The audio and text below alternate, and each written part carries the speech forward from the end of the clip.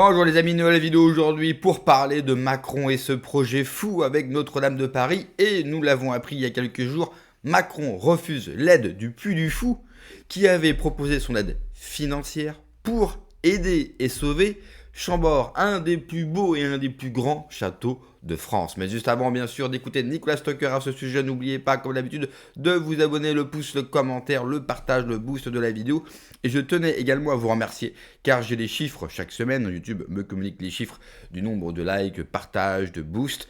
Et grâce à vous, eh bien, on explose tout simplement tous les records. Donc je tenais réellement à vous en remercier du fond du cœur. On l'écoute et on en parle juste après. Principal des vitraux qui lui ont été commandés, qui coûtent fort cher à l'État, eh bien, semble-t-il, quelque chose qui n'a strictement rien à voir avec ce que devrait être la représentation de départ. Représentation de départ, on y pense un instant.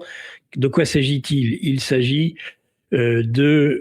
probablement la Pentecôte. Voilà. Donc la Pentecôte, eh bien, elle a évidemment une certaine représentation elle peut représenter, ça paraît logique, à la fois la Vierge Marie, les apôtres et le Saint-Esprit qui tombe justement sur cette famille, si j'ose dire, de Dieu, la famille qui représente la Vierge, la mère du Christ, la mère de Dieu et les différents apôtres. Donc, à partir de là, eh bien, on le sait, les artistes, ce ne serait pas la première à l'avoir fait, ont cette fâcheuse habitude de peindre derrière des représentations souvent iconiques, religieuses, des personnages connus. Des personnages connus, ce peut être eux-mêmes.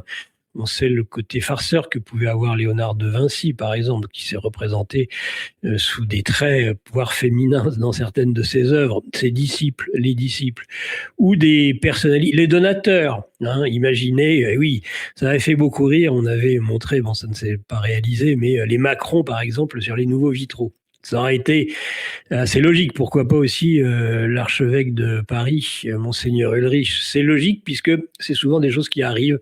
Ceux qui financent les œuvres d'art, on sait que l'artiste fut longtemps, eh bien, avait besoin de mécènes. Il fut porté, aidé par soit les plus hautes autorités de l'État ou des mécènes. Aujourd'hui, ça s'appelle des oligarques.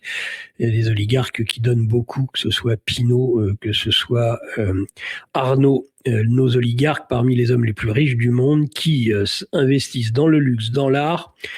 Et on pourrait imaginer eh bien, que s'ils financent un certain nombre de tableaux liés à des grandes représentations sacrées, religieuses, eh bien, ils soient à un petit endroit du tableau. Sauf que là, Claire Tabouret, d'évidence, c'est pas ce qu'elle a fait pire. Et elle a une fascination, Claire Tabouret. On va mener l'enquête ce midi. Et cette fascination, elle l'a pour la famille Manson, pour Charles Manson, ce gourou de la fin des années 60, véritable icône de la pop culture aujourd'hui, qui eh bien est un criminel, un dangereux criminel sataniste.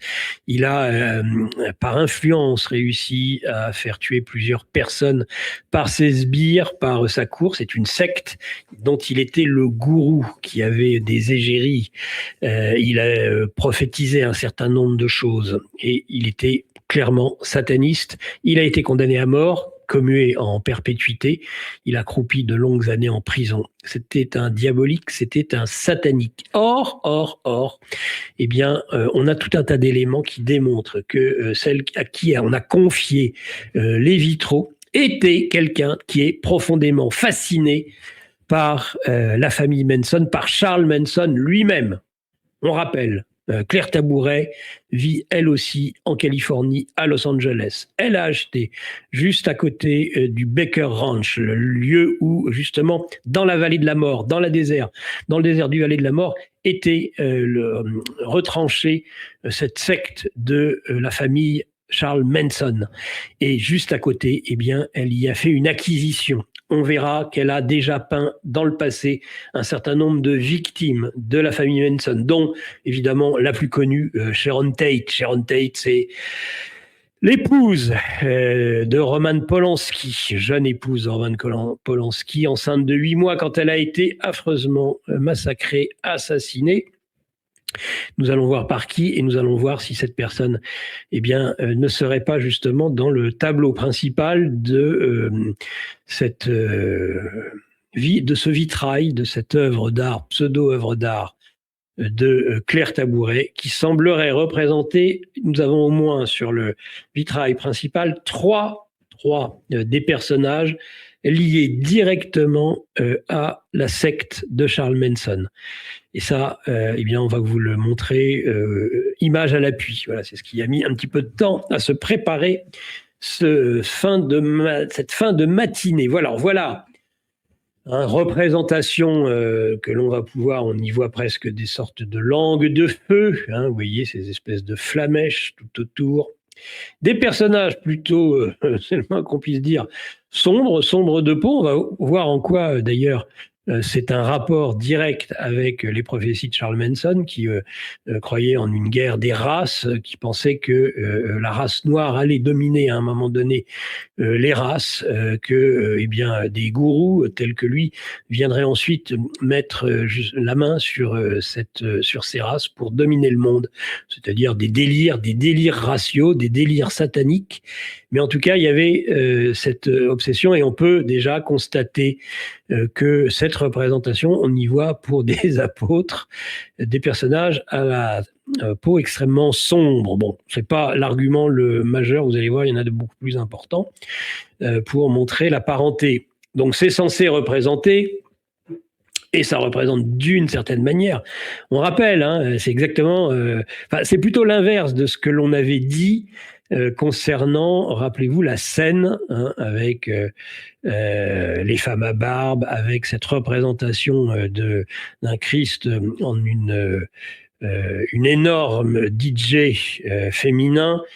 C'était les JO de 2024 sur le pont de la Seine et ça représentait la Seine, C-E-N-E, dernier repas du Christ, tout à fait différent, avec un ensemble de travestis, de transsexuels qui se dandinaient, une enfant même à qui on faisait un signe comme d'égorgement et voilà, et aussi bien sûr Philippe Catherine, rappelez-vous, en schtroumpf bleu assorti dans un plat comme pour un repas de cannibales, un repas des maîtres de l'Olympe, des dieux de l'Olympe, c'est ce que dira Thomas Joly, alors que c'est évidemment ce tableau existe d'ailleurs au Louvre, le repas des dieux de l'Olympe, mais qui n'est qu'en fait qu'un pastiche. Par l'auteur lui-même qui le dit.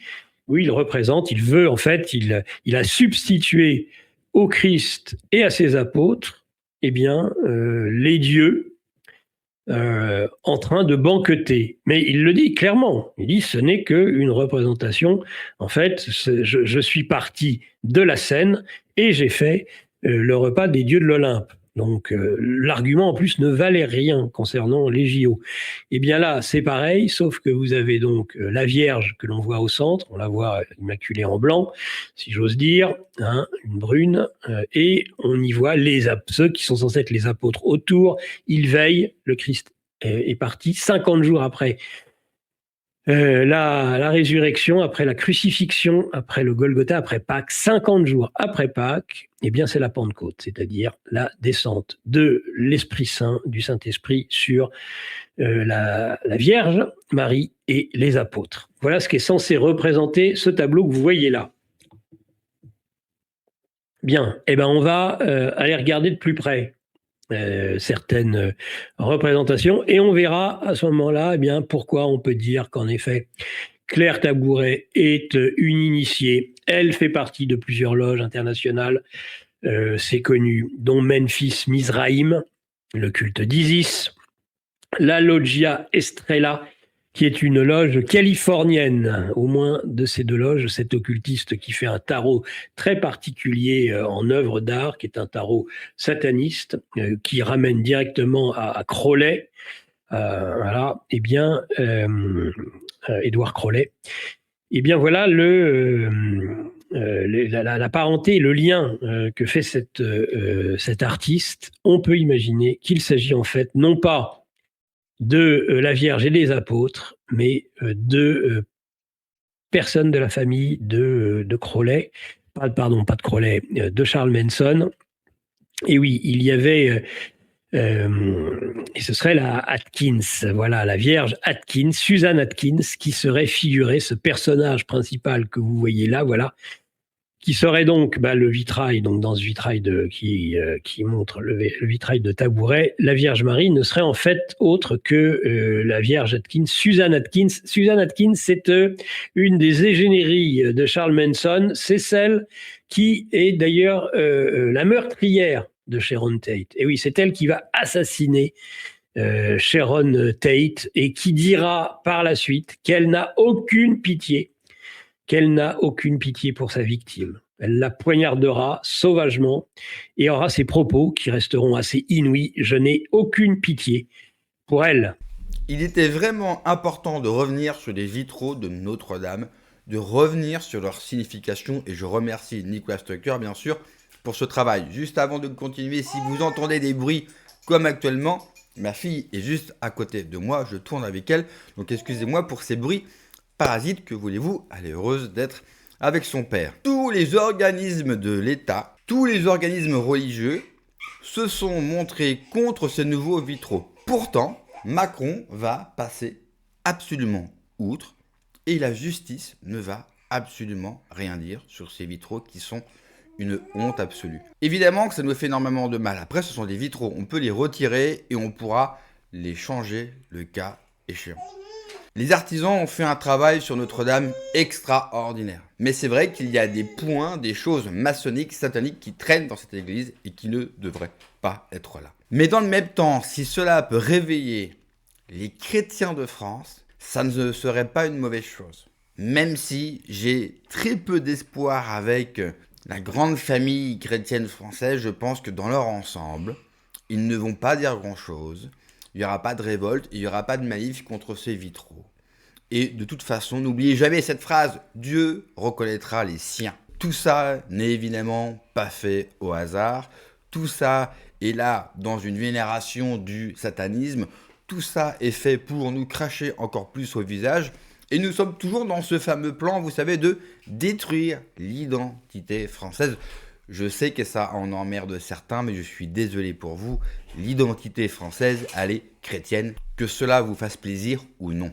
Et puis nous avons appris il y a quelques jours que le Puy du Fou, eh bien, c'est proposé d'aider Chambord. Et oui, Chambord doit être rénové. Et vous savez quoi, ils n'ont pas le budget pour le faire et l'État ne veut pas mettre la main à la poche. Et le Puy du Fou a tout simplement proposé une aide de 10 millions d'euros pour participer à la rénovation de Chambord, qui est un de nos plus beaux châteaux. Si vous n'avez jamais visité Chambord, vous avez loupé vraiment quelque chose et je vous invite plus que vivement à le faire. Et je vous rappelle que pour les Européens et donc les Français, l'entrée est gratuite. Donc allez visiter le château de Chambord. Il y a le domaine, il y a le château, c'est tout simplement extraordinaire. Et ça permettra également pour certains de leur rappeler le génie français et de quoi était capable la France quand elle croyait encore en elle. Merci d'avoir regardé la vidéo les amis, n'oubliez pas comme d'habitude de vous abonner, le pouce, le commentaire, le partage, le boost de la vidéo. C'est compliqué de tourner une vidéo avec sa fille qui gémit dans tous les sens, mais j'espère que cela restera audible. Prenez soin de vous, que Dieu vous protège, allez ciao.